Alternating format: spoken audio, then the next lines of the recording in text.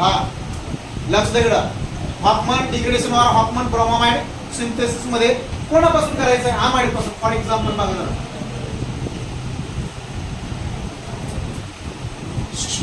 याला काय म्हणतात माहिती का?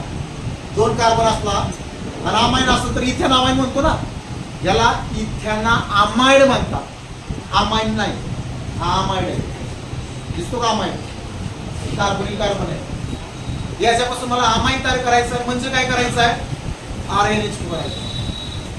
RNH2 यात दिसतोय की फक्त मला का ठीक आहे RNH2 मला हा नको आहे म्हणजे हा कार्बन निघून जाणार आहे. हा कार्बन निघून कसा जातो बाहेर? का रिॲक्ट विथ, त्याचं नाव काय? इथेनामाइड किंवा कॉमन नेम आहे. कॉमन नेम आहे तुझं काय? असेटामाइड. रिॲक्ट विथ कोणाबरोबर?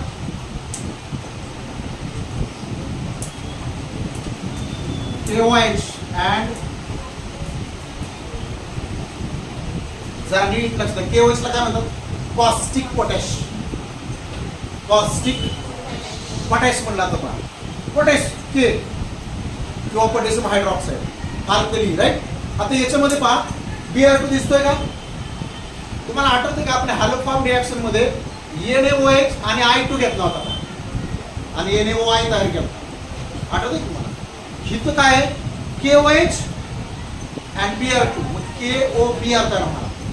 काहींना प्रश्न असा पडला पाहिजे होता, Na घेतला तर चालेल का? काहीच हरकत नाही, Na घेतला तरी चालेल, कारण पोटॅशियम हायड्रॉक्साईड आणि NaOH दोघेही काय? अल्कली. दोघेही अल्कली मेटल म्हणजे बेसिक सोल्युशन तयार करतात. आता जरा नीट ऐका इकडं. सगळ्यात महत्वाचं म्हणजे मला पॉसिबिलिटी मांडता आली पाहिजे. रिॲक्शनची पॉसिबिलिटी मांडता आली की तुमचा प्रोडक्ट झाला. आता याच्यामध्ये बाळनो काय तयार होणार आहे? Primary amine. ज्या अमाइन मध्ये एक कार्बन काय असणार आहे? कमी असणार. स्टार्टिंग कार्बन मध्ये स्टार्टिंग रिएक्टंट मध्ये किती कार्बन आहेत?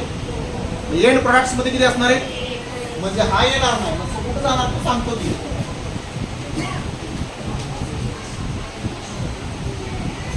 लक्ष द्या. पॉसिबिलिटी बघा आता के आणि Br होऊ शकतं, राईट.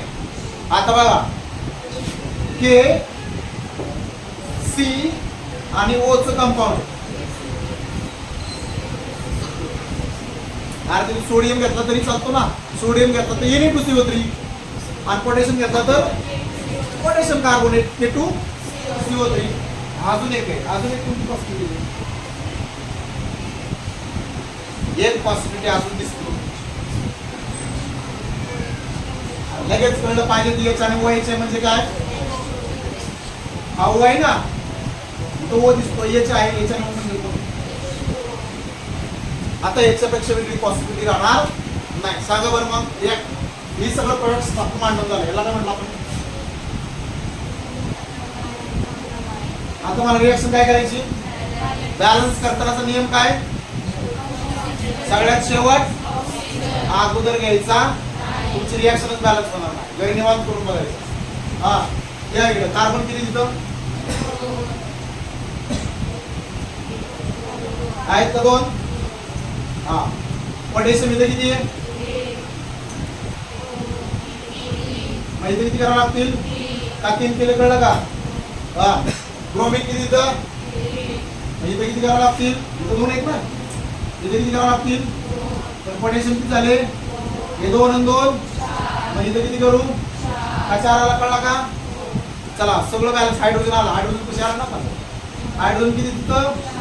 हे हायड्रोजन इथं गेले, हे इथं गेले, मग किती हायड्रोजन ते? इथे किती करू? आता ऑक्सिजन पर्यंत आलो आपण. याचा अर्थ काय? मागचं सगळं सांगा मग. ऑक्सिजन कुठल्या साईडला किती आहेत? 1, 4 आणि 1 हे 3 झाली का बॅलन्स? हा मग रिएक्शन थेरी काय सांगणार? व्हेन अमाइड रिॲक्ट्स विथ कोणाबरोबर? अल्कली म्हणजे बेसिक सोल्युशन.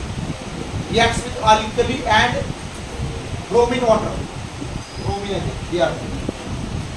ब्रोमीन वॉटर बघा बघा bromine water to form primary amine which containing 1 carbon less than starting material. हे एवढं झालं पाहिजे. Therefore this reaction is called as step down reaction. Step down का तर स्टार्टिंग पेक्षा एक कार्बन जर कमी असेल तर स्टेप डाऊन म्हणायचं प्रोडक्ट मध्ये. स्टार्टिंग पेक्षा एक कार्बन जास्त असेल तर स्टेप अप रिएक्शन म्हणलं तुम्हाला. हेच एक्झाम्पल नाही तुम्हाला हे 3 कार्बन घेतले तर एंड प्रोडक्ट्स मध्ये किती येतील हा निघून जाईल. आता समजा मी हा घेतला नाव काय याचं अरे इथे NH2 असता तर बेन्झीन आणि NH2 बेन्झा अमाइन म्हणलं असतं ना. मग हा कोण आहे हा अमाइड आहे ना मग बेन्झा अमाइड बेन्झा हा हे नाव दिलं प्लस कोण चल येणे वजी येणे प्लस ब्रोमीन तर आलाच पाहिजे का आला पाहिजे कारण ब्रोमामाइड सिंथेसिस आहे. सांगा काय तर होईल इथं प्रोडक्ट लिहितो हा येणेबरोबर निघून जाईल ना मग खाली करायला लाईन ऑफ प्रश्न असा पडला पाहिजे हा निघून जाईल NH2 कसं काय येईल हा NH2 वरती काय असते हा दोन पेर ह्या कार्बनवरती अटॅक करते म्हणून हा वरती नायट्रीन फॉर्मेशन येते. नायट्रीन मला नायट्रीन काय कार्बिन नायट्रीन फ्री रॅडिकल्स हे बेसिकचा पार्ट आहे. नायट्रीन फॉर्मेशन होतं म्हणजे लोन पेअर याच्यावरती अटॅक करतो म्हणून आवाज तुटतो म्हणून हा कार्बन सेपरेट होतो कार्बन पासून.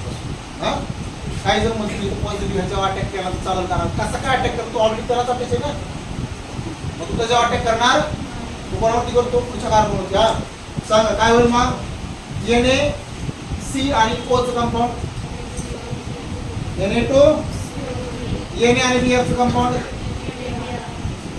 आणि H आणि O चं कंपाऊंड सेम रिएक्शन ट्वाइस. इथं किती हा इथं ट्वाइस ठीक आहे झाले का बॅलन्स झालं सर. आणि याच्यावरती काय बघा हॉफमन ब्रोमामाइड सिंथेसिस मध्ये काय होतं बाळांनो प्रायमरी अॅलिफॅटिक पण होतो आणि अरोमॅटिक पण अमाइन पण कसला प्रायमरी सेकंडरी होत नाही टर्शरी होत नाही प्रायमरी अमाइनच तयार होतं. त्याचं नाव काय बेन्झा अमाइन किंवा आहे हे वरचं एक्झाम्पल कोणाचं हॉफमनचंच आहे.